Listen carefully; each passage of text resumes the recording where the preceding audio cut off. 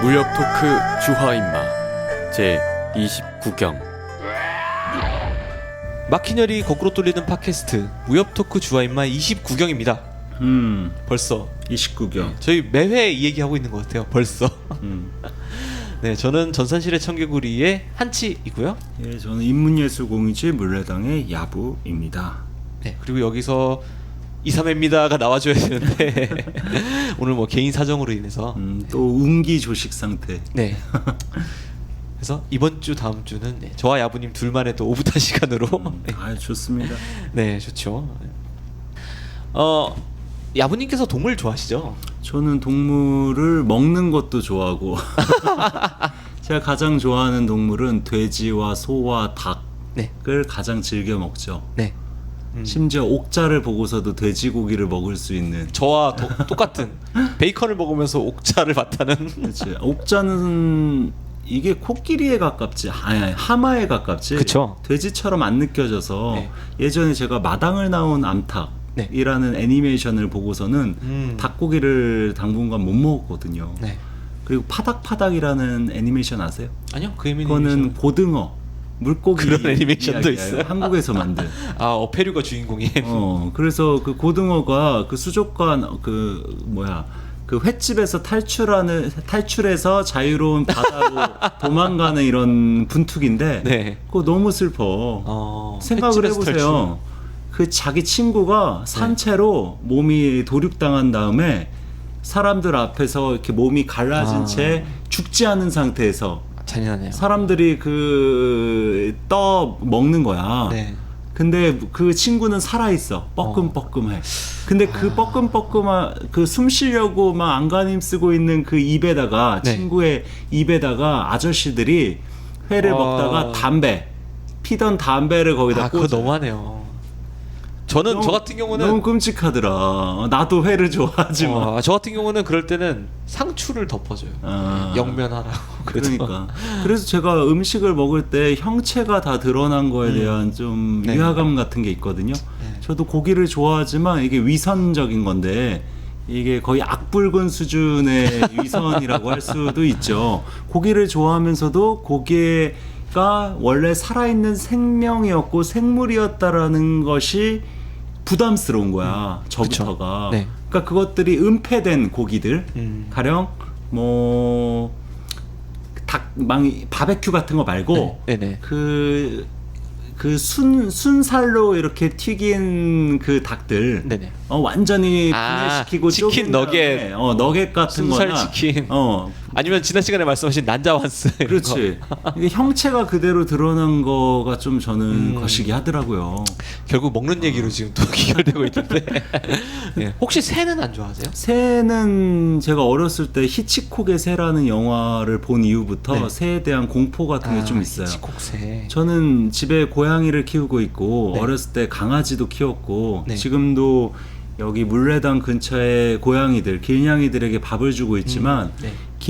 고양이나 강아지 같은 경우는 사람이랑 분명 교감이 가능하거든요. 그쵸. 눈빛을 마주할 수가 있고 서로의 마음까지는 모른다 하더라도 네. 혹시 그 영화 기억나세요? 파이 이야기? 제가 정말 좋아하는 소설을 원작으로 한 망한 영화죠. 네. 그 영화에서 리처드 파커라는 호랑이가 등장하잖아요. 그 호랑이가 마지막에 헤어질 때 뒤도 안 돌아보고 네. 매우 무정하게 떠나는 모습에 그 주인공 인도 남자애가 엉엉 울잖아요. 네. 저는 그 장면이 되게 인상적이었는데 보통 고양이과 동물들이 좀 무정하고 무심합니다. 네. 게다가 호랑이나 표범이나 약간 고양이과 중에서도 큰 동물들은 더욱 더 그러하죠. 그쵸. 근데 이제 강아지 같은 경우는 매우 사람에게 맹목적이고 종속적이잖아요. 네. 근데 집에 있는 고양이들은 그 강아지와 그 호랑이의 사이에 있는 존재처럼 전 느껴져요. 완전히 맹목적이고 종속적이지도 않으면서 다시 말해 독립적이고 하면서 주체적이면서 사람과 교감하고 사람이 잘 대해주면 또 와서 이렇게 앵기기도 하고 네. 살짝 스치면서 애교도 부리기도 하고 그 사이에 있는 그 미묘한 감정들이 좋거든요. 네. 그렇기 때문에 이 사조삼부곡을 보면서도 이 동물들이 워낙 많이 등장하다 보니 네. 그 동물들도 그 캐릭터들이 다 제각각이에요. 그쵸. 제가 방금 말씀드린 것처럼 인간에게 종속적인 인간의 명령에 네, 복종하는 복종하는 매우 순종적인 수동적인 동물들도 등장하고 네. 대표적으로 구양봉과 구양극이 부리는 뱀들이 대표적이죠. 그리고 나중에 저희가 방송에서 이야기할 시간이 있을지 모르겠지만 네. 혹시 주장령이라고 기억나세요? 예, 기억나죠. 주장령이 개를 키우잖아요. 주장령이라고 하면은 이 주자류의 후예 아닙니까? 그 대단한 일천도lum기에 등장하는 그 주자류의 후예. 1등 대사의 그 호위 네. 그 군신 중에 한 명인 주자류 승상이죠. 네. 대비국의 원래 그 주자류의 후손인데 완전 망나니 후손. 그 사람의 아들이 바로 네. 주장령인데 이 주장령 같은 경우는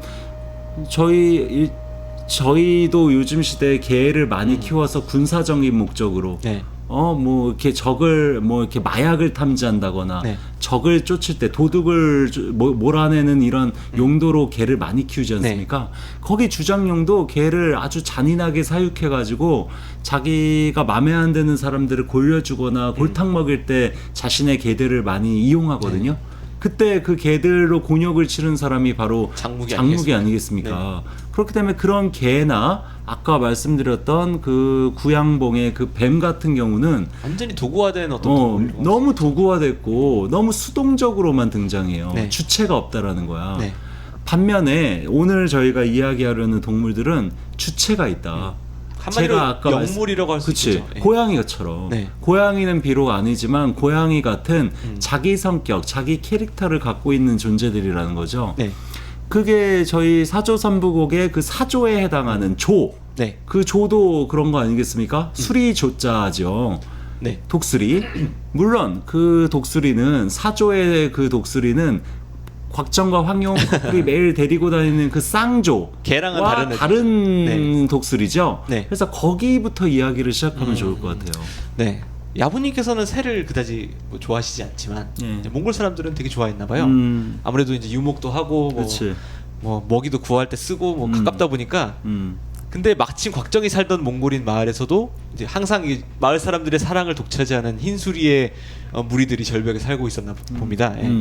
그래서 흰수리가 착한 편인 네. 거죠. 그쵸. 우리 편, 네. 몽골인들의 뭔가 되게 1차원적인 메타포 같은 거죠. 흰색은 흑백 논리적인. 예. 뭐 흑묘 백묘론을 뭐 갑자기 꺼내고 싶은데 아무튼 네. 그래서 거기에 나쁜 독수리들이 등장하죠. 네, 그 항상 마을 사람들이 응원하던 흰 독수리들을 검은 독수리 무리들이 공격을 하는 거예요. 그래서 마침 강남 육괴를 스승으로 삼아서 수련을 하고 있던 곽정의 뒤에서 화쟁이 소리칩니다. 오빠 이 와보시라고 난리 났다고. 그래서 가보니까 과연 흰수리들이 검은 독수리들의 공격을 받고 있는 거예요. 공격을 받으니까 마을 사람들은 평소 이제 항상 좋아하던 흰수리들이 공격을 받고 있으니까 응원을 하게 되죠. 막 이겨라 뭐 검은 독수리 뭐 꺼져라 뭐 이렇게 응원을 하게 될 거 아닙니까? 근데 그런 사소한 동물들 싸움에 태무진까지 막 행차를 합니다. 신하들 데리고 막. 그래서 같이 막 재밌게 태무진은 아무래도 이제 그 군주 아니겠습니까? 그치. 군주고 용병을 하는 장군이다 보니까 거기서 자꾸 군사적인 아이디어를 보나 봐요. 그래서 어떤 공성전을 생각하는지 뭐 흰수리들이 지키고 있는 절벽을 검은수리들이 어떻게 공격하는지 보면서 아 검은수리들 용병수리 뭐 볼만한걸 뭐 이렇게 얘기하는 거죠. 그런데 이제 검은수리들이 약간 불리해지면서 몇 마리의 검은수리들이 도망을 가는 거예요. 근데 도망을 가니까 흰수리들이 싸우다가 쫓아가요. 거의 대부분.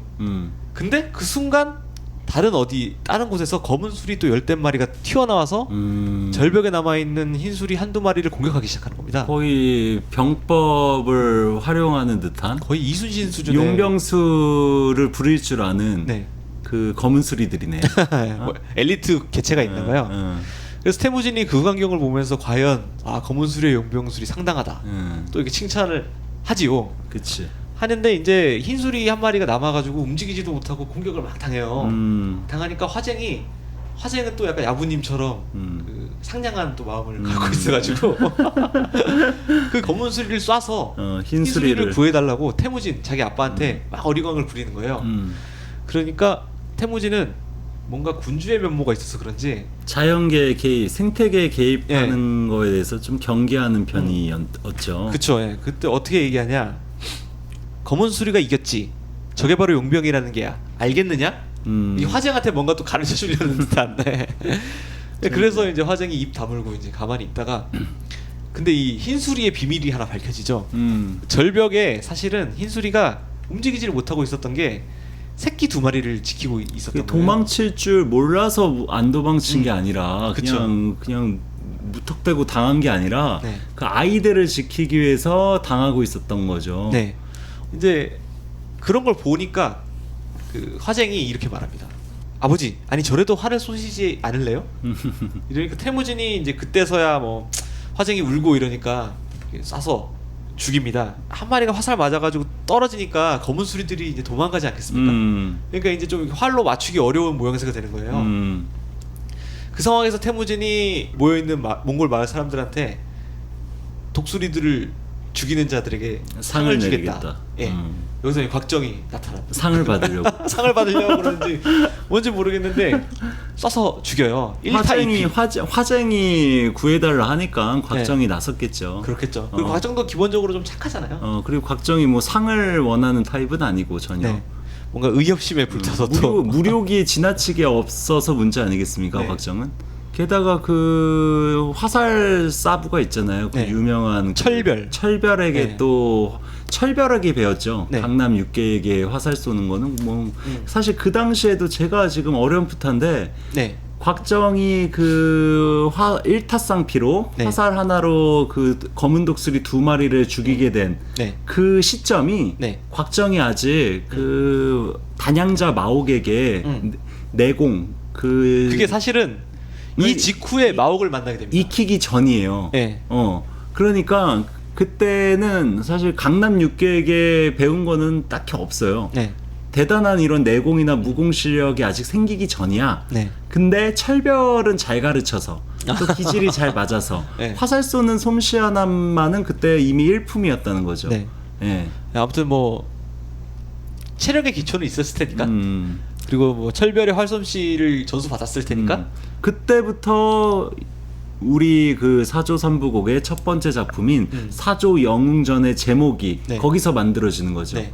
그 독수리, 검은 독수리를 쏜 영웅이다라는 뜻이 아니겠습니까? 그렇죠. 사조 영웅. 그래서 그 사조 영웅이라는 말이 저는 어렸을 때 중학교 때 이 책을 처음 읽었을 때 이게 한자도 잘 모르고 그리고 네. 읽다 보면 내용들이 서로 섞이잖아요. 근데 곽정과 황용 컴플이 매일 데리고 다니는 쌍조 걔네들도 술이거든요. 그쵸. 걔네들 좋은 편이잖아. 네. 근데 어느 순간부터 그 앞에 내용들이 희미해져서 아니 수리는 좋은 편이고 매일 데리고 다니는 애들이 수리인데 수리를 화살로 쏜 영웅? 이게 좀 이상하게 느껴지는 거야. 네. 어느 순간에는 그 앞에 내용을 까먹어서. 그리고 앞에서 그 검은 수리를 죽였다라는 장면은 매우 지금 이야기하면 드라마틱하고 있어 보이지만 뒤에 이어지는 엄청나게 많은 사건들에 그쵸. 비하면 너무나 미미한 사소한 사건. 그래서 금방 까먹어 버려요. 네. 반면에 계속 등장하는 그 흰수리 커플들은 너무나 신조협력 끝날 때까지도 중요한 역할들을 많이 하다 보니까 네네. 이 사조라는 제목이 곽정을 표현하는 가장 적절한 네이밍인가?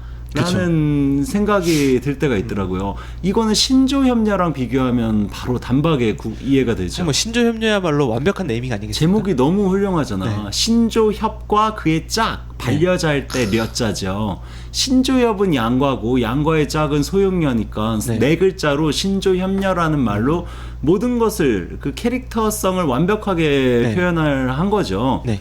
의천도령기도 마찬가지입니다. 그렇죠. 그 사건의 중심에 있는 아이템 2개를 그치. 병시함으로써 의천도령과 신조와 소용녀 이게 다 표현돼 있잖아. 네. 근데 사조 영웅에는 황룡이 없어. 그리고 쌍조도 등장하지 않고 그냥 나쁜 수리를 화살로 쏴서 죽였다는 거 아니야. 그쵸. 그것도 무공을도 제대로 익히기 전에 네. 철별하게 배운 활솜씨만으로. 뭐 황약사나 뭐 동사서동 남제북계 중신동 같은 중요한 일부의 주인공들이 표현되어 있는 것도 아니고 그래서 네. 저희가 사조삼부곡이라고 편의상 네. 그 통칭해서 뭐 하기는 하지만 네. 이 사조삼부곡이라는 제목 자체가 사조 영웅전의 사조를 그쵸. 네. 앞에 내세운 거잖아요. 네. 근데 사조로 과연 삼부곡이 포괄이 되겠느냐? 그게 좀 아쉽죠. 그게 네. 좀 그렇죠. 오히려 그래서 저는 원래 김용 선생이 정한 제목보다 옛날 고려원판의 제목을 좋아해요. 영웅문.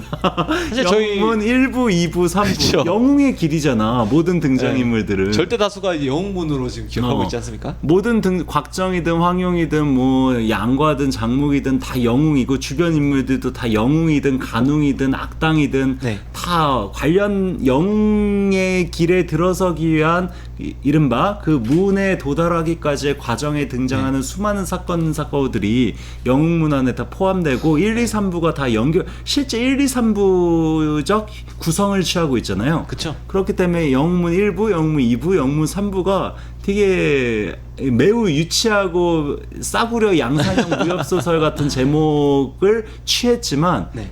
여전히 그게 더 강하게 뇌리에 그쵸. 박혀 있어요. 사조라는 말로 3부곡을 다 포괄하는 게 가능한가라는 좀 생각을 하게 되거든요. 고려원이 비록 해적판을 찍어냈지만 네이밍 하나는 기가 막히게 했네요. 그리고 거기 그 표지도 멋있지 않아? 그지 그 나름 물론 뭐라 그게 레트로하다 그럴까요? 누구 얼굴인가요? 영웅문 1부의 얼굴이? 아 태무진 글쎄요. 얼굴인가? 네. 아닌 것 같은데. 영웅문 1부는 저는 곽정치고는 곽정인가 너무 했는데 뚱뚱하고 못생기고 아니 못생겼다니 너무 뚱뚱하고 중년이고 나이가 너무 아니, 많고 사실 근데 2부의 소용료 얼굴도 그거는 그다지 그치.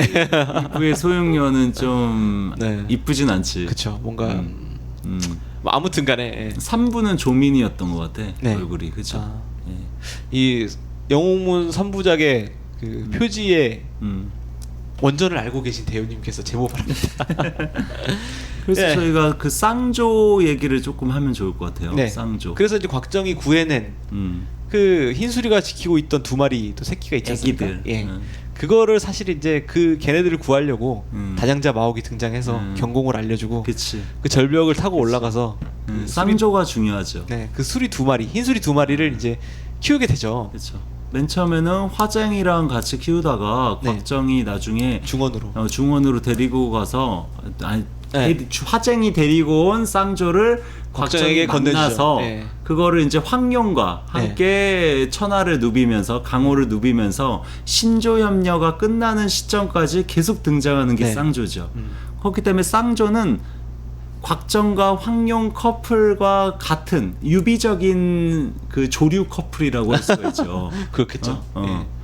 그래서 이 흰수리들을 데리고 말로는 저희가 데리고 다닌다고 했지만 사실 그 방치해 놓죠. 그렇지. 굉장히 편리합니다. 휘파람 부르면 네, 휘파람 불면 와요. 그리고 애들이 엄청 똑똑하고 네. 서로를 엄청 이해하고 사람 말도 정말 잘 듣고 네.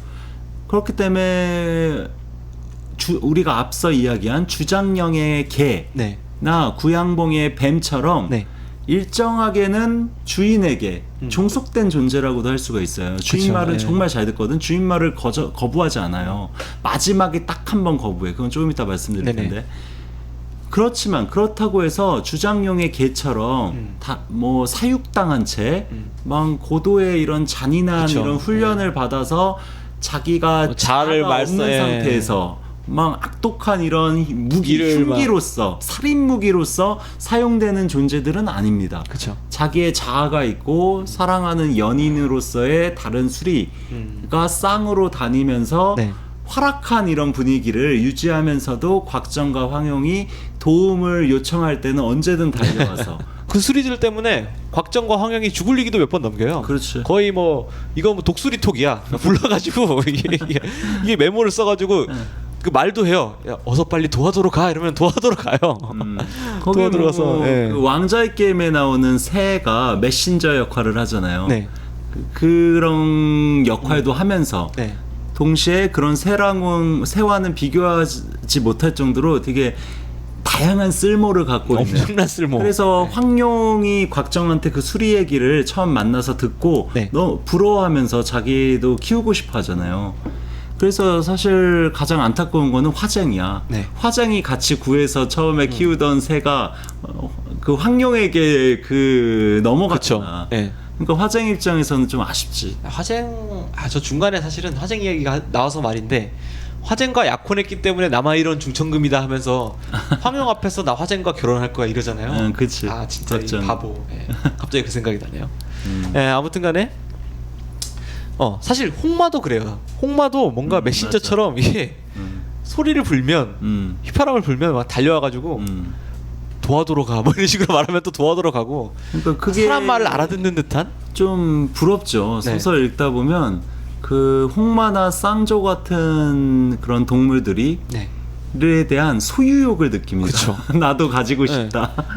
야부님 고양이가 이렇게 말을 알아듣다면 그러니까 거의 뭐 포켓몬 수준이에요 이건. 그렇죠. 네. 다 영물이잖아. 홍마도. 네. 그쵸. 이게 땀 대신 피 한혈- 같은 땀을 흘리잖아. 한열보마. 예.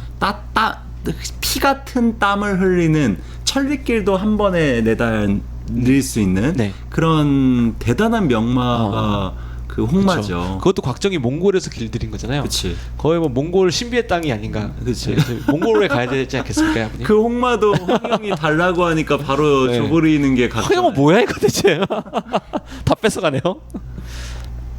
그렇게 해서 이 수리가 비범한데 나중에 어떻게까지 이용이 되느냐? 라이딩을 합니다.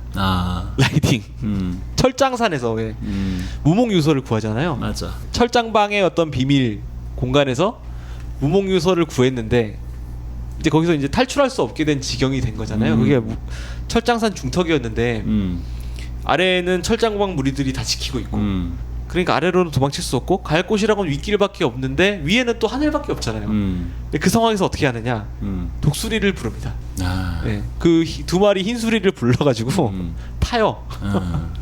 타서 날아다니는데 이제 거기서부터는 좀 판타지가 되죠. 이미 판타지지만 뭔가 더 판타지가 된다 그래야 되나?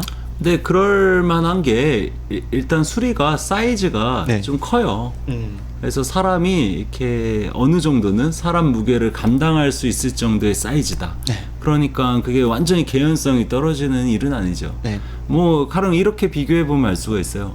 최근에 왕자의 게임 시즌 7이 종영됐는데 주변에서 다 그 얘기예요. 왕자의 게임 보면서 가장 위험이 넘치고 멋진 장면 중에 하나가 그 주인공인 네. 그 불에 해당하는 아주 아름다운 그 여성이 등장하거든요. 네. 그 갑자기 그 편의상 불려라고 부르겠습니다. 불녀 얼음남과 네. 불녀가 주인공 아니겠습니까? 네. 그 불녀가 매일 타고 다니는 게 용이야. 용이 사이즈가 어느 정도냐면 거의 한 4층짜리 4, 5층짜리 정도 되는 건물 크기예요. 그것보다 큰가? 그 정도 되는 엄청난 크기의 용을 당연히 날아다니는 용을 네. 이렇게 그 비닐 사이에 이렇게 타가지고 조종하고 그래요. 그거 되게 멋있잖아. 그렇죠. 그러니까 일종의 그런 거는 멋있지만 완전 개구라잖아. 그쵸. 현실에서 절대 불가능한. 네. 근데 엄청나게 큰 수리를 아주 조그만 날렵하고 몸이 가벼운 사람이 잠깐 그 높은 곳에서 아래로 내려올 때 그 바람의 흐름을 타고 얹혀서 그 네. 경공이 또 뛰어난 사람들이잖아요. 하긴 경공이 있다 그 치면 사람들 막 뭐 물도 걸어다니고 뛰어다니고 그 대나무 위에도 설 수 있는 사람들. 그렇지만 거기에 함정이 있는 게 황영만 타는 게 아니라 9천 9천척이 다리를 붙잡고 같이 타요. 맞아. 근데 심지어 그 9천척을 다리에 이렇게 매달고도 어떻게든 날아가서 힘이 좋으니까. 날아가서 몽골에서 왔잖아. 예. 네. 아무튼간에 예. 그렇게 해서 곽정과 황용을 죽을 위기에서 많이 구했죠. 맞아. 예, 그리고 사실은 이 얘기가 하고 싶어서 또 동물 사전 신비한 영물 사전이라는 이 코너를 기획한 건데 가장 신비한 영물은 네. 신조죠. 그렇죠. 아무튼 신조 신조 아니겠습니까? 협녀의 신조죠. 뭔가 이 이름부터 신기가 있어요. 신조. 신자를 붙였죠. 네. 근데 저희가 뭔가 영화나 이런 매체들에서 너무 허접해서. 허접하기도 하지만 뭔가 그래도 그 와중에 멋있는 걸 추구하지 않습니까? 이거 뭔가 이 엄청 그 아메리카 독수리처럼 생기고 막 그게 아니라면 무슨 봉황같이 빛이 나고 막 좀 신묘한 느낌을 줘야 되는데 네. 그 드라마 보면서 가장 깨는 장면이 신조 등장신이거든요. 그쵸. 예전 드라마에서는 사람이 그 새 가죽 그 인형 옷 같은 거를 입고 신조 역할을 했었는데 그게 너무 어색했고 나중에 맞아요. CG를 쓰게 된 시기에도 그 CG가 워낙 조악하다 붙어요. 보니 네. 이게 헐리우드 정도의 CG는 써줘야 되지 않나. 그렇죠. 무협 소설이 CG를 쓸 일이 정말 많거든요. 원래 네. 그 무공을 보여줄 때도 그렇지만 이 등장하는 수많은 이런 신묘한 캐릭터들, 신묘한 그런 상황들을 연출할 때 이게 항상 아쉬운 거야. 볼 때마다. 그렇죠. 오죽하면 신조 협력 드라마화의 가장 큰 난관이라고들 얘기하잖아요. 근데 왕자의 게임에서 용을 CG로 만드는 것보다 훨씬 쉽지. 그렇죠. 아무래도 뭐. 그러니까 컨텐츠는 왕자의 게임 못지않은 대단히 심오하고 드라마틱한 서사적 재미를 갖고 있는 컨텐츠가 우리에게 있는데 그거를 현대인들이 구현해내는 데 있어서는 너무 좀 무력하니까 그게 저는 항상 아쉬워서 제가 항상 친구들에게 하는 얘기가 왕자의 게임 제작진이 김용 3부작을 드라마화로 시즌제 드라마로 만들면 얼마나 좋을까 이런 얘기를 제가 항상 하고 다니지 않습니까?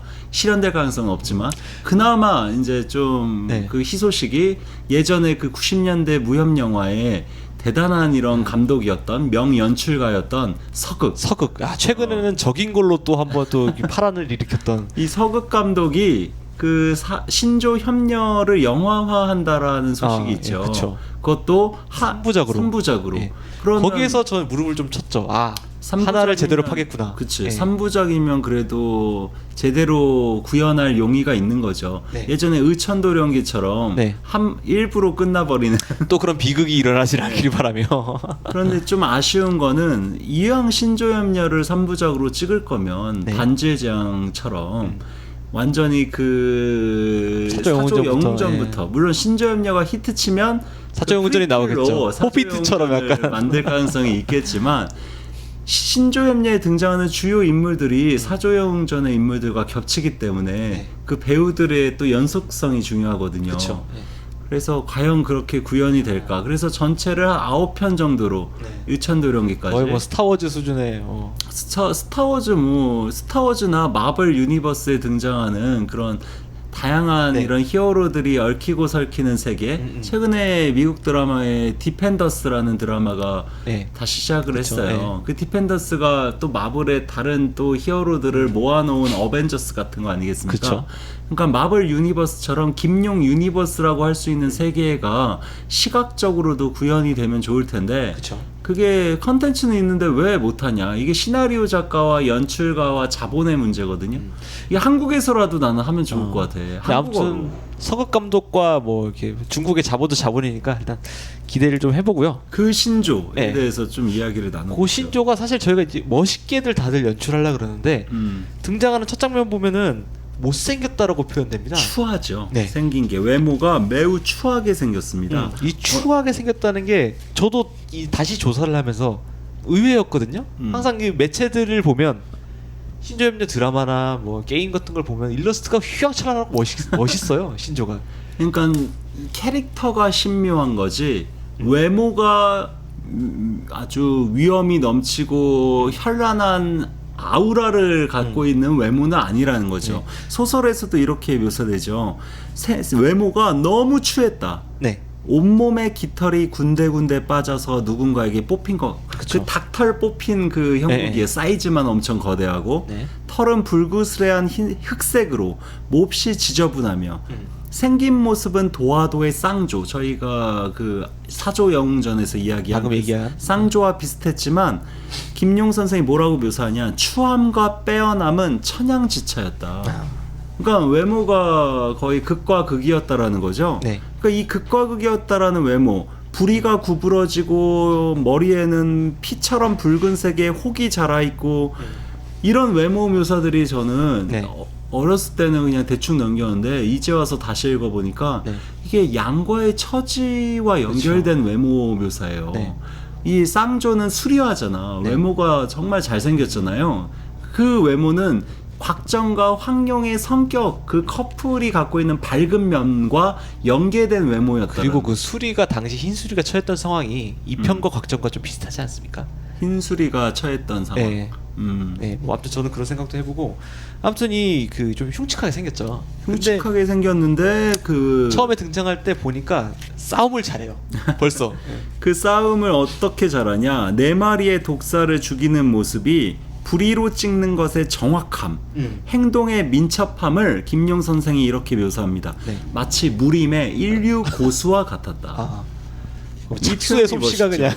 그냥. 이 표현이 멋있어. 게다가 이 수리는 성격도 음. 이 쌍조의 성격이 온순하고 사람 말을 곽정과 황용 말을 잘 듣는 네, 좀 순종적이고 온건한 네. 캐릭터잖아요. 그렇죠. 근데 이 신조의 수리는 기본적으로 쌍조와 성격이 완전 달라요. 네. 어떻게 다르냐?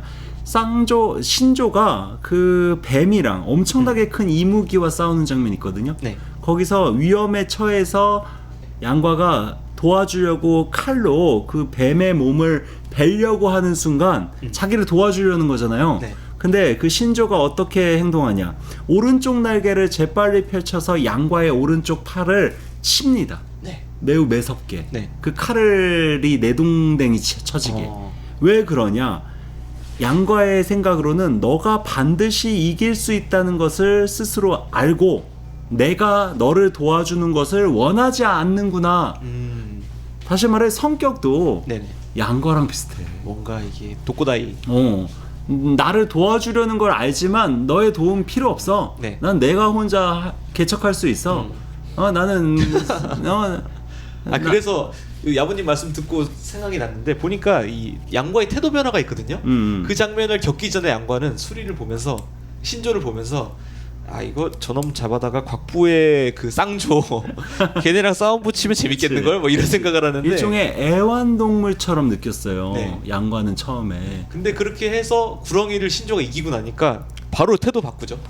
고려원판 기준으로 조형 힘이 대단하십니다. 그러니까 양과는 애완동물과 같이 네. 인간에게 복종하고 인간의 명령에 순응하는 네. 쉽게 부릴 수 있는 존재에 대해서는 존중하지 않아요. 네. 그렇기 때문에 곽정과 황용의 쌍조에 대해서도 그렇게 존중하지 않거든요. 일종의 애완동물과 같은 그쵸? 거기 때문에 물론 캐릭터가 있지만 그 쌍조는 네.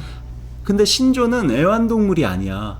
그렇다고 일종의 반려동물이라고 할 수 있지. 그쵸. 왜냐? 반려의 려자가 짱려자. 그리고 신조 협녀의 려자와 같은 려자거든요. 그리고 또 유기동물이라고도 할 수 있겠죠.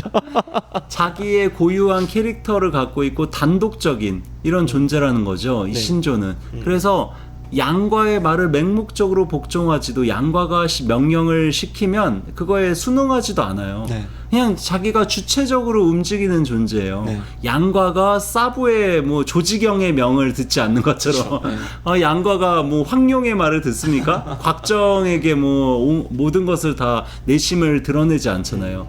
독고다이야. 그냥 내 길은 마이웨이, 나의 길은 내가 걷겠다. 누구의 신경도 안 쓰고 내가 네. 죽더라도 이게 신조의 태도와 똑같다라는 거죠. 그래서 신조에게 이 동병상련을 네. 느끼는 거야. 이 세상에 홀로 존재하고 있는 그러니까 이 독고다이 같은 이런 양가와 신조니까 독고구검을 독고구패를 만나는 거 아니겠어? 독고구패가 독고다이의 원조 아니야? 그렇겠죠. 독고다이의 어떤 오리진이라고 할 수 있겠죠. 그치. 독고구패의 독고구검을 독고다이인 양과와 독고다이인 신조가 이게 하나의 트라이앵글이 형성이 되는 거죠. 야부님 지금 플로우가 아주 죽이시는데요. 아무튼간에 저는 그 조형이라고 부르는 게 굉장히 친근하더라고요. 갑자기 조형이 그치. 조형으로 보시잖아요. 조용도 사실은 약한 거예요, 호칭이. 네. 왜냐하면 양과가 속으로 생각하기에는 이 사람은 무림의 그 대선배라고 할 수 있는 독고구패가 데리고 다니던 독고구패의 지음이자 직이라고 할 수 있는 새란 말이에요. 네. 그러니까 자기랑 연배로 따져도 한 최소 7, 80년 전 이전에 활동했던 네. 독고구패 새란 말이야. 네. 그러니까 황약사나 뭐 1등 대사 이런 사람들보다도 훨씬 서열이 위야. 네. 그런데 자기에게 또 무공을 전수해 주냐. 독고구검의 그쵸. 무공을 전수해 주는데 도움을 준 사람이 도움을 준 그 존재가 바로 신조 아닙니까? 그 장면도 좀 웃겨요. 그러니까 마음속으로는 조 선배, 네. 조 사부라고 외쳤거든요. 양과가. 맞아요. 나이도 계산해 보면 양과가 추측하기를 독고구패는 최소한 60, 70년 이전의 사람이다라고 그치. 추측하거든요. 그때부터 살아 있었으니까 뭐 나이도 사실 양과보다 훨씬 위죠. 그렇죠. 그러니까 조형이라고 부르는 거는 그 조 선배나 조 사부라고 부르기에는 좀 그러니까 조형이라고 어떻게 보면 낮춰 부른 셈이기도 하죠. 네. 양과의 그 학렬의 입장에서는. 네. 그래서 뭐 신조가 무공을 가르치는 부분이 사실 제일 재밌어요. 이게 사실 신조 협녀의 하이라이트 부분. 그 부분 로키로 진짜- 따지면 로키가 그 시장 바닥을 달려가는 그 장면. 기본적으로 그 신조는 양과에게 있어서 선배이자 사부라고 아까도 말씀드렸는데 네. 그냥 선배이자 사부가 아니라 그 무공을 가르쳐 줬으니까 사부기는 하지만 매우 그렇다고 해서 신조가 더 위에 있고 양과가 더 아래에 있냐 서열상 네. 그렇지도 않아요. 네. 그 소설 안에도 이런 장면이 나와요. 양과가 신조의 목을 감싸고 한참 동안 어루만지는 장면이 나오는데 네. 거기에 되게 슬프게 묘사돼요. 네. 양과는 진짜 외로운 사람이잖아요. 네. 양과 캐릭터 저희가 나중에 깊이 다루겠지만 정말 외로운 사람이에요. 그렇죠. 이 쓸쓸함이 저희에게 그 어필을 하는 거 아니겠습니까? 그 쓸쓸함, 어떤 쓸쓸함이냐? 그는 평생을 소용료와 함께 서로 의지하고 사랑한 거 이외에는 그 어느 누구도 자기 자신을 알아주고 뭔가 자기를 인정해주고 존중해준 사람을 만나본 적이 없어요. 이때는 아직 황약사를 만나기 전이어서 황약사가 나중에 그 역할을 하죠. 네. 일종의 대리적인 멘토? 아빠. 자기가 그토록 갈구했던 아빠이자 자기를 정말 알아주는 그런 지기로서의 친구 역할을 나중에 황약사가 하지만 이 시점에서는 소용료 이외에 네. 자기를 정말 내심 있는 그대로 자기 자신의 그 존재를 알아주는 존재가 신조가 그때 만난 처음이었다. 말 못하는 그러니까 짐승을. 신조는 그냥 단순히 새가 아니라 양과에게 네. 있어서는 지음이고 직이에요. 네. 자기의 일종의 소울메이트 같은 존재죠. 소울메이트가 뭐 별겁니까? 그 육체적으로 성애적 관계는 아니지만 정신적으로 반려적인 관계라는 얘기잖아요. 그렇죠. 심지어 말이 안 통해도 서로. 양과가 소용료와는 나중에 사랑하는 사이로 나중에 결혼도 하지만 네. 그 성애적, 육체적, 로맨틱한 관계가 포함된 관계지만 네. 신조와는 육체적 관계를 하면 안 되죠. 이거 이상하다. 그러니까 소울메이트지. 예. 그러니까 소울메이트다. 네. 그러니까 양과의 그 기본적인 마음의 그 신조협력편의 주제라고 할 수 있는 정, 네. 그 마음 정자는 단순히 연인 간의 정. 이라는 로맨틱한 네. 사랑으로서의 정이라는 개념에만 한정되지 않고 네. 자기를 정말 제대로 알아주는 직이 벗에 대한 그 벗이라는 존재에 대한 감정까지 포함하고 있는 정이라는 생각이 들어요. 어떤 사람의 가장 약한 부분 뭐 그치. 이런 걸 서로 보듬어 줄 수 있는 그런 사이. 그래서 저는 이 신조협례의 주제가 단순히 사랑, 네. 사랑이라는 감정만이 주제가 아니라 이 우정이라는 감정도 매우 중요한 주제로서의 한 축을 이룬다라고 생각해요. 네. 그 우정이 바로 양과에게 있어서 신조 그리고 나중에는 양과에게 있어서 황약사와 네.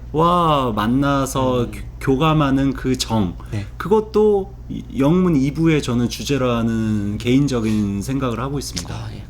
신조와의 만남을 통해서 양과가 각성을 하게 되고. 그게 이제 바닷가 장면이죠. 네. 이건 진짜 제대로 이걸 구현한 영상물을 제가 보고 싶어. 너무 웅장하게 네. 소설에서는 묘사되고 있는데 이게 영화나 제가 본 드라마에서는 이 장면이 너무 좀 후지게 묘사돼서 이게 항상 아쉬웠어요. 중국 자본의 한계랄까. 예. 일단 이 바닷가에 오기 전에 양과를 먼저 그 홍수 치는 그 물가 강물에서 훈련을 시키죠. 그쵸. 조영이. 거의 뭐 조영 살려주시오 할 때까지 막 훈련을 시키잖아요. 그 다음에 바닷가에 이끌고 와서 그 성난 파도, 엄청난 이런 위압적인 파도 네. 속에서 검을 익히게끔 그 수행을 시키죠, 조영이. 네. 그 장면이 진짜 멋있습니다.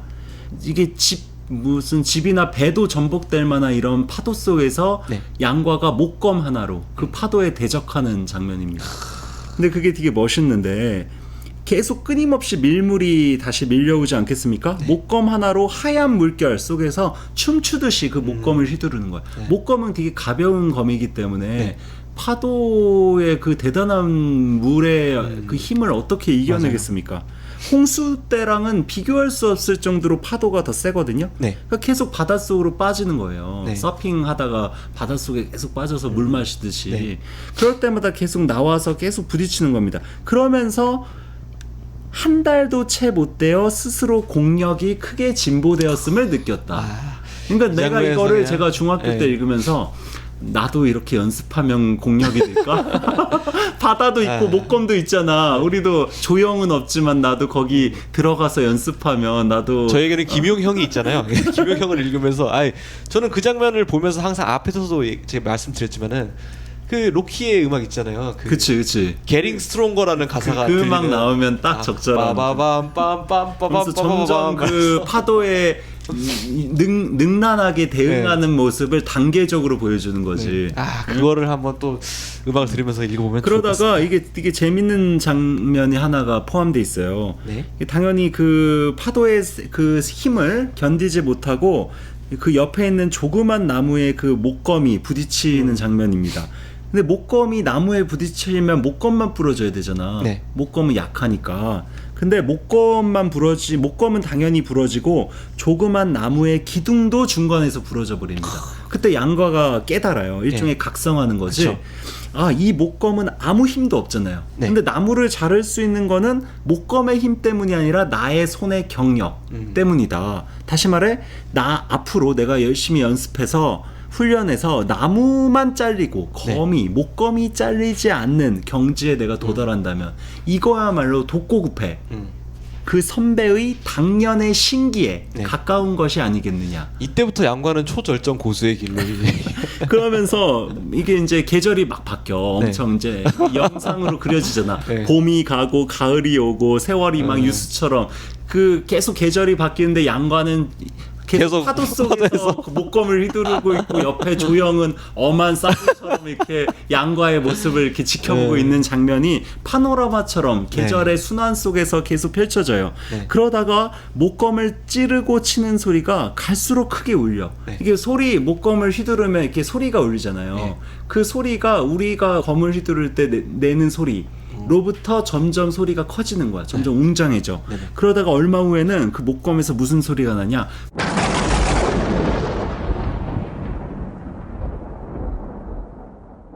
쿠르릉. 쿠르릉 소리가 나더니 몇 달이 지나니까 이게 재밌는 표현. 김용 선생이 신필이라는 게 이런 묘사에서 오는 겁니다. 그 소리가 점점 커지다가 쿠르릉 소리까지 가다가 어느 순간부터는 소리가 점점 가벼워져. 그러다가 어느 순간에는 소리가 완전히 고요해져서 목검을 휘두르는데 소리가 안 나. 그래서 완전히 아무 소리도 들리지 않는 적막한 상태예요. 더 강해 보이죠? 그런데 그러다가 다시 몇 달을 연마하니까 검소리가 다시 커져. 그러다가 다시 또 몇 달을 연마하니까 검소리가 다시 줄어들다가 고요해져. 이게 커졌다 줄어드는 과정을 7차례 반복하자. 7번. 7이라는 숫자가 갖고 있는 또 상징성이 있잖아요. 가벼워졌다, 크게 울렸다, 다시 가벼워지기를 7차례 반복하자 어떤 경지에 이르냐. 이게 이제 신필의 솜씨인데 마침내는 가볍게 하고 싶으면 가볍게 되고 소리가 자기가 크게 울리고 싶으면 크게 울리게 되었다. 이 경지에 도달했다는 거야. 말 그대로 신검합일에 뭐 거의 그 정도. 그렇지. 이런 묘사가 이게 영화화되기가 어렵다는 거야. 이 영상으로 사실 영상으로 모든 게 구현되는 것은 그 소설가 원작자의 입장에서는 기쁜 일은 아닙니다. 시각화되기 어렵기 때문에 문자로 읽었을 때 그 특유의 그 매력적인 그 포인트가 시각화되는 순간 소실될 때 그 문장은 훌륭한 것이다 라는 평가가 가능하거든요. 이게 거기에 이런 게 구현이 돼 있어요. 이게 영화로는 안 돼. 나레이션을 좀 깔아줘야 될 것 같아요. 문장을 눈으로 읽을 때 상상하면서 그 문장 안에 우리가 빨려 들어가는 거거든요. 그래서 이 지금까지의 서술을 김용이 이렇게 묘사해요. 어느덧 6년이란 세월이 흘렀다. 6년간 계속 파도 속에서 그 조형과 함께 네. 그 목검을 휘두르면서 소리가 커졌다 작아졌다 이게 7번 반복해서 마음대로 소리를 좌우할 수 있게 되는 순간 이미 6년이 지난 거야. 이 장면 너무 멋있지 않습니까? 멋있죠. 예. 네. 그러다가 이제 양과의 검술은 신조가 대적할 수 없는 수준에 이른 겁니다. 청출어람의 경지에. 그래서 신조는 당연하고 거센 바람, 거센 파도의 정면을 목검으로 네. 이렇게 대적할 수가 있는 거야. 그러니까 목검으로 파도가 막 그 헐리우드 영화 같은 거 보면 그 파도 CG 훌륭하잖아. 그 막 수십 미터, 수백 미터의 파도가 내 앞에 닥쳐오는데 그걸 내가 갈라. 목검을 휘두르면 그 파도가 홍해처럼 갈라지면서 나한테는 물 한 방울 튀지 않는 네. 뭐 이런 신기에 이게 참 그려지지 않습니까? 그렇죠. 이게 참 김용 선생이 신필이게 신필이에요. 그래서 양과가 이런 마음속 생각을 해요. 이제야 건마라고 할 수 있는 독고구패. 네. 선배의 말년의 심경을 자기가 이제 이해할 수 있겠다. 뭐라고 생각하냐? 이 검술을 지니고 있다면 천하의 어느 누가 네. 대적할 수 있단 말인가? 독고 선배가 스스로 상심하여 조용히 지내며 깊은 골짜기에 검을 묻은 것도 이상할 것이 없구나. 이것도 참 멋있지 않습니까? 그래서 제가 신조가 나오는 이 부분이 신조 협련의 사실상 하이라이트라고 말씀드린 거예요. 그러면서 그 장면이 이제 끝나는 그 씬이 끝나는 장면이 이래요. 어느 날 어둑어둑한 가운데 비바람이 휘몰아치자 양과는 느껴지는 바가 있어 곧장 허리에 목검을 차고 다 떨어진 옷을 걸치고 서쪽으로 간다. 이로부터 양과와 한 마리의 수리는 발길 닿는 대로 중원과 강남을 두루 돌아다니게 되었다. 마침표. 그리고 장이 끝나요. 그리고 이제 16년이 흐르는 거야. 네. 이게 멋있지 않습니까? 멋있죠. 네. 이 장면이 가장 중요한 분기점이라고 할 수 있죠. 네. 소용료와 헤어진 상태에서 소용료를 애타게 그리워하고 찾지만 뭐 기약이 없잖아. 그쵸. 16년이 지날 때까지를 기다리는 수밖에 없는데 양과는 기본적으로 외로운 사람이거든요. 그 외로움이라는 게 항상 절절한데 네. 그 외로움을 소용료가 없는 그 16년간의 그 가장 외롭고 적막한 시절을 신조가. 버티게 한 게 신조야. 친구, 어. 사부, 어. 형. 일종의 소용료 대체 소용료라고 할 수 있는. 그렇게 말하면서 신조한테 좀 그렇죠. 대부분의 무협 소설을 보면 네. 그 무공 대단한 절대 무공을 익히는 과정이 네. 그 구양진경이나 구음진경 네. 같은 대단한 경전 네. 혹은 대단한 사부, 대단한 기연을 만나서 이렇게 이미 남들이 만들어 놓은 완벽한 무공을 후대 네. 학습하는 식으로 무공을 획득하게 되잖아요. 네. 근데 여기서 양가가 획득하는 무공은 독고구검의 무슨 경전, 검술서를 읽고 그 구결을 외워서 검법을 익힌 것도 아니고 누가 조영이 지도해 주기는 하지만 조영은 말도 동물이란 못하고 말이야. 이 순전이 파도라는 자연이라는 거대한 위압적인 이런 자연스러운 자연계에 존재하는 사물들 속에서 양과가 인간이 수행할 수 있는 최고치의 검법을 익힌 거거든요. 네. 여기서 사부는 어떤 의미에서는 자연이야. 네. 조형도 자연이고. 그렇죠. 그러니까 인위적인 인간이 만들어낸 무공 그 무슨 진경을 이용해서 익히거나 네네. 사람이 사람에게 전수해 준 게 아니라 양가가 독고다 자연과 1대1로 맞짱 뜨면서 자연으로부터 배운 겁니다. 자연과의 그 맞짱 속에서 네. 자연으로부터 학습했다는 점에서 여기서 뭐를 우리가 자연이야말로 무학에 있어서 네. 최고 경전이다. 이 말이 가능해요. 네. 이 동아시아 철학에서 자연이라는 것은 유가 사상사에서 네. 매우 중요한 경전 역할을 하고 있거든요. 네. 그러니까 공자맹자님이 쓴 경전이 아니라 자연이라는 존재 자체가 경전이라는 사고방식이 조선 후기에도 있었어요. 네. 조선 후기 18세기의 실학자인 서유구 같은 사람이 네. 자연이라야말로 경전이다 해서 자연경이라는 말을 만들어냅니다. 네. 되게 멋진 말인데 자연이 곧 경전이다.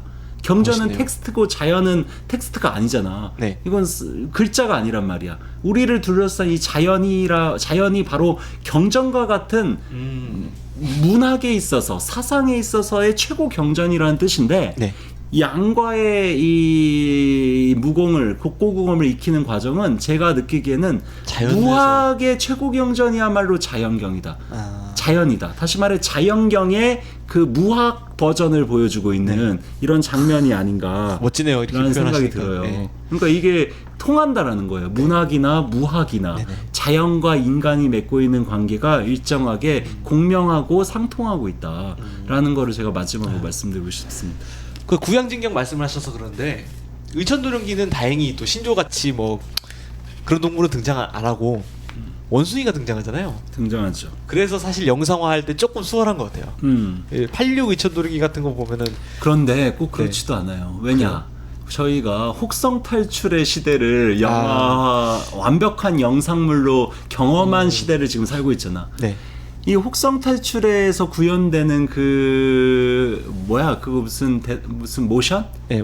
뭐 모션 캡처 같은 모션 캡처. 네. 그 기법의 을 우리가 이미 경험한 상태에서 네.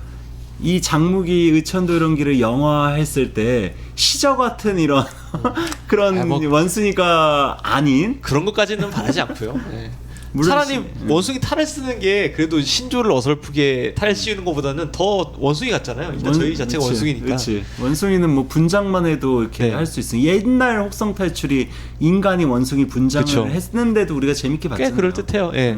사실 그리고 86 의천도령기도 제가 봤을 때 꽤 훌륭했어요. 그 정도면 뭐 선방했다.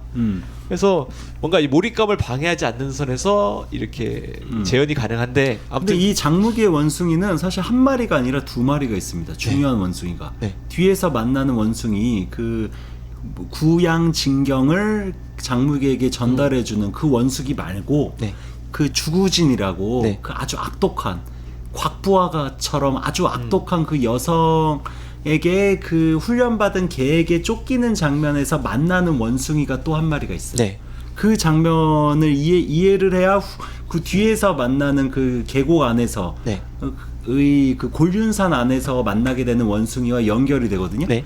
일단 그 아까도 말씀드렸듯이 주구진의 개는 신조와 달리 인간에게 수동적으로 이렇게 조종당하는 매우 비주체적인 네네. 이런 도구라고 할 수 있는 개인데 네. 그 개에 의해서 그 한 마리의 작은 원숭이가 쫓기는 장면이 있어요. 네. 맞아요.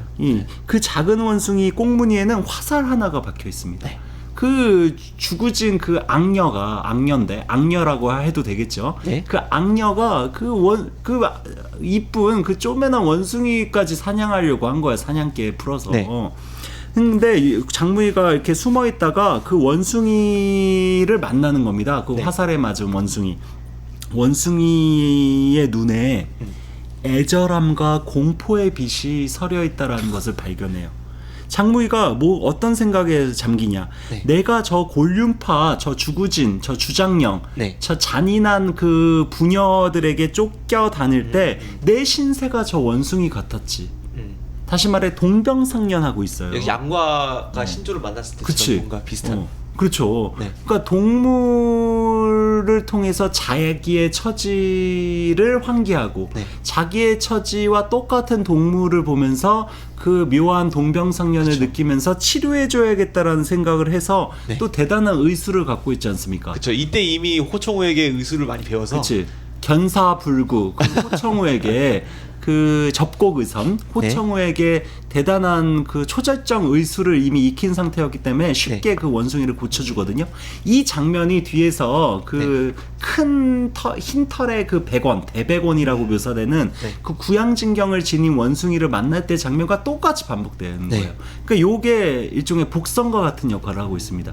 이 복선 속에서 뒤에 그 곤륜산의 그 절벽 안에 아주 그 대단한 도화 무릉도원 같은 그 무릉도원이죠. 네. 복숭아가 엄청나게 진기하게 많이 있는 동네니까 그 무릉도원에서 그 원숭이를 만나는 거죠. 네. 그때도 똑같이 작은 어떤 다른 원숭이를 도와줬더니 그 원숭이가 나중에 큰 원숭이를 데리고 온 거야. 네. 자기도 치료해줬으니 큰 우리 원숭이를 대왕 원숭이도 좀 치료해달라고 대왕 원숭이를 데리고 와요. 사실 그 원숭이 이야기를 오늘 하고 싶은데요.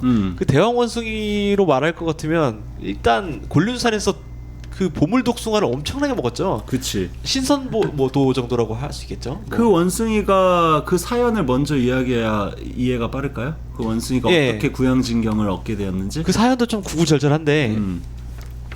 처음에 이게 신조협력 마지막 부분인가 나와요. 그러니까 신조협력의 후반부, 즉 의천도령기 초반부에 이게 소상자 소상자랑 윤국서 윤국서. 이 사건으로부터 소림사에서 그 둘이 경전을 훔치잖아요. 원래 각원이 갖고 있었던 네네. 그 능가경 안에 구양진경이 적혀 있지 않았습니까? 네네. 그 경서를 각원이 갖고 있었고 각원은 통째로 암기를 해왔죠. 네. 그리고서 그 소상자랑 윤국서가 그걸 훔쳐가지고 자기가 그 구양진경을 익히려고 네. 하다가 둘이 싸웠죠. 사실 찌질한 악당들이 원래 그런데 같이 합심해서 함께 익히면 될 거를 네.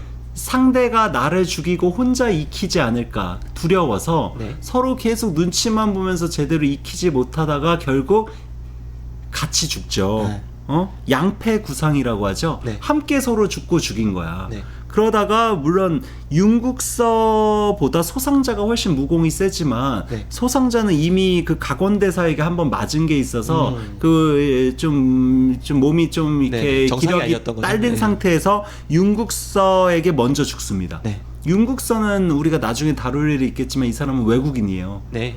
예, 푸른 눈의 백인입니다. 그렇군요. 윤국서는. 네. 이 윤국서라는 사람이 마지막에 죽기 직전에 그 곤륜삼성 하족도를 만나서 이 각원대사에게 그 경서가 고릴라 뱃속에 원숭이 뱃속에 있다라는 얘기를 이제 하는 장면으로부터 모든 사건이 시작되는데 네. 왜 원숭이 뱃속에 그 윤국서랑 소상자가 넣었냐? 참 먼저 경서를 이렇게 훔쳐서 배우지 못하도록 이렇게 하려고 원숭이 지나다니는 원숭이 한 마리 잡아가지고 잔인하게 배를 가른 다음에 거기에 그 피부 책을 껍데기. 집어넣고 실로 꼬맨 거예요. 근데 전 사실 이해가 안 돼요. 왜 굳이 원숭이 뱃속에 그렇게 넣었을까? 그러게 말이야. 어디 물 속에 숨기거나 뭐 땅 속에 숨겨도 되는 건데.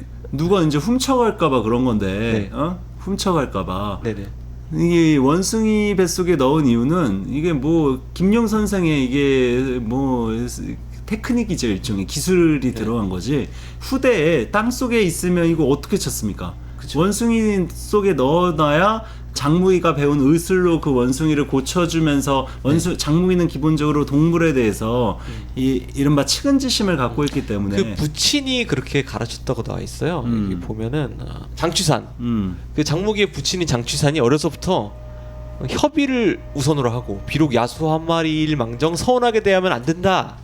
이렇게 가르쳤다고 그 기억을 떠올리거든요, 장무기가. 예. 엄마의 은소소의 유언은 제대로 따르지 않았으면서 아빠의 유언은 따랐네. 필요할 때만 따르는. 예, 그렇죠. 그래서 그 고릴라 원숭이 뱃속에 구양진경을 집어 넣었던 거고, 네. 그리고 나중에 양심의 가책 때문에 윤국서가 그 하족도에게 고릴라 원숭이 뱃속에 그 경서가 있다라는 말을 각원대사에게 전해달라. 예. 라고 말을 했는데 원래 드라마나 영화에서 다 그렇지만 죽기 전에 막 숨 넘어가기 직전에 하는 말들이 명료하지 않죠. 그때 뭐라고 얘기하냐? 이거 사실 경제 후중이라고 말을 하려고 했거든요. 경서 경자에 있을 제자에 원숭이 후자 가운데 중자. 경서는 원숭이 배 안에 있다라는 말을 하려고 했는데 이게 죽기 직전이라 발음이 세 가지고 하족도한테는 이렇게 들려요. 금제 유중. 쇠금자에 있을 제자에 기름 유자의 가운데 주자. 쇠는 기름 한가운데 있다.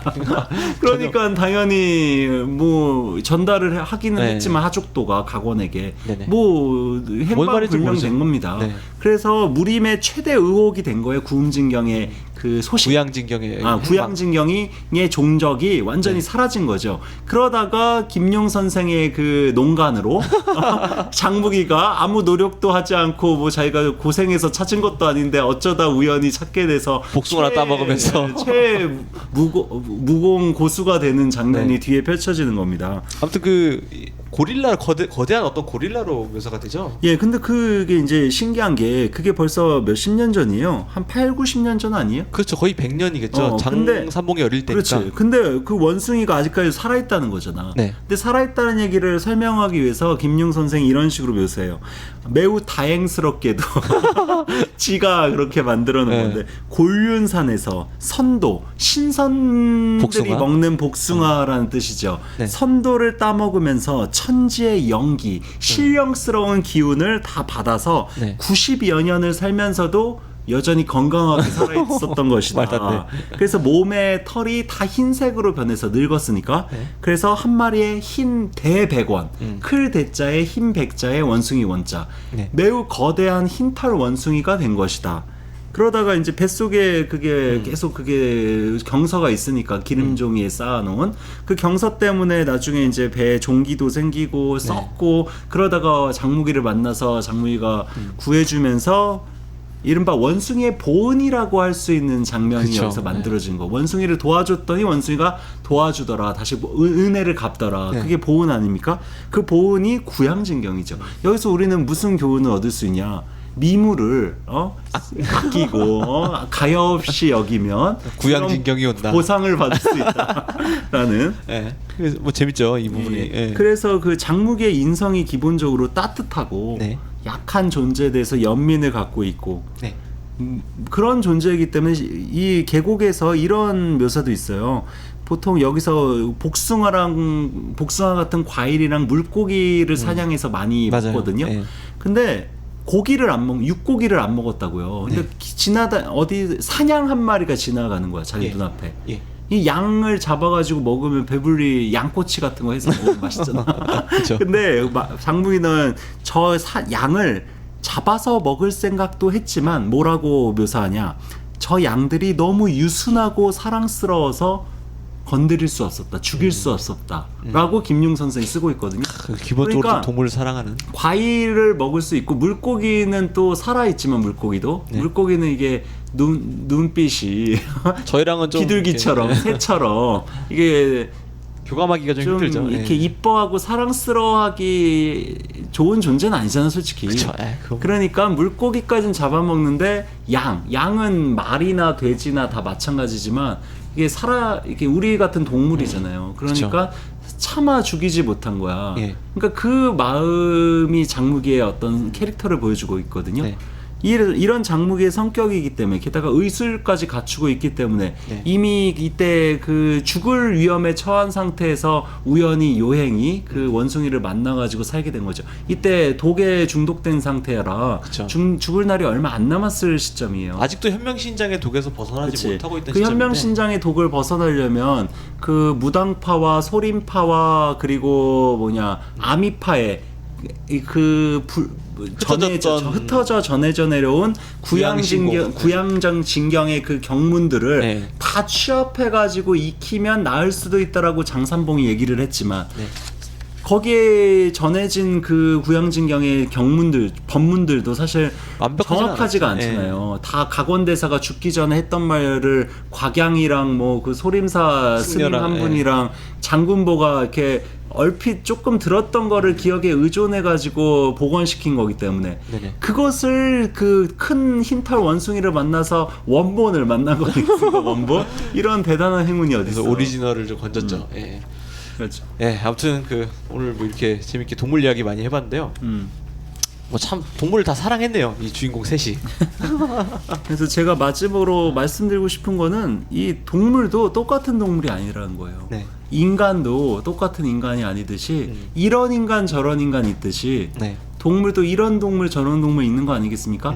인간도 주체적이고 능동적으로 자율적으로 단독적으로 존재하는 인간이 있고 네네.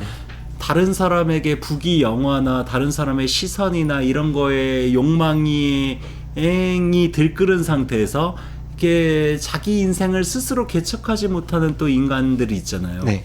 마찬가지로 동물들도 주장형 주구진의 개처럼 도구화된 동물들이 있고 아니면 그 신조처럼 뭔가 스스로 이미 주체인 동물이 있고 네. 그리고 쌍조처럼 주체성을 갖고 있지만 완전한 단독자는 아닌 약간은 도구성을 갖고 있는 중간 존재라고 할 수 있는 네. 쌍조. 한 극단에 이런 도구화된 동물들이 있고 가장 또 다른 극단에는 신조 같은 동물이 있다. 네. 혹은 원숭이 같은 동물도 있죠. 은혜를 갚을 줄 아는. 갚을 줄 아는. 그리고 수술할 때 가만히 있을 줄 아는. 그 고통을 아프지만 참는 거야. 왜? 장무기가 자기를 위해서 그쵸. 하고 네. 있다라는 걸 알고 있기 때문에 이게 영물이죠. 그렇죠. 그러니까 동물이 어떻게 영물이 되는가? 라는 그 주제에 대해서도 한번 생각해보면 좋을 것 같아요. 저희도- 인간에게 그냥 이용만 당하면 영물이 안 된다는 거예요. 네. 나중에 우리 이것도 안 다뤘지만 연고에 또 구미호가 있지 않습니까? 그러네요. 네. 생각해보니까 그러네. 아직 우리가 안 다룬 동물들이 많은데 나중에 저희가 차차. 같이 이야기 나누면 좋을 것 같아요. 네. 알겠습니다. 오늘 뭐 즐거운 시간 잘 보낸 것 같고요. 다음 주에도 재밌는 주제로 돌아오도록 하겠습니다. 고생하셨습니다. 감사합니다. 존명. 본 방송은 인문예술 공유지 물레단, 전산실의 청개구리, 그리고 북극곰 사운드 및 많은 동료 뮤지션들의 도움으로 제작되었습니다.